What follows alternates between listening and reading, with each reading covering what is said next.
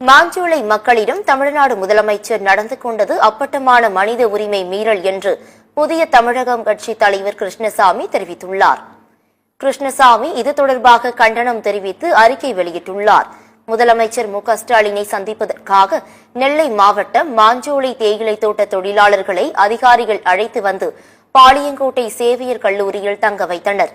காலை 9 மணி வரையில் முதல்வரை சந்திக்க அழைத்து செல்லப்படாததால் அதிருப்தி அடைந்த தொழிலாளர்கள் சாலை மறியல் போராட்டத்தில் ஈடுபட்டனர்.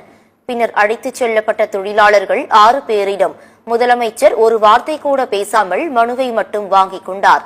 இதுதான் ஏழை எளிய மக்களிடம் அரசு நடந்து கொள்ளும் முறையா? தொழிலாளர்களிடம் முதல்வர் நடந்து கொண்டது எதன் வெளிப்பாடு என்று கிருஷ்ணசாமி கேள்வி எழுப்பினார். மண்ணுரிமையும் வாழ்வுரிமையும் மீட்க போராடி கொண்டிருக்கும் மாஞ்சோலை மக்களிடம் தமிழ்நாடு முதலமைச்சர் நடந்து கொண்டது அப்பட்டமான மனித உரிமை மீறலாகும் என்றும் அவர் கண்டனம் தெரிவித்தார்.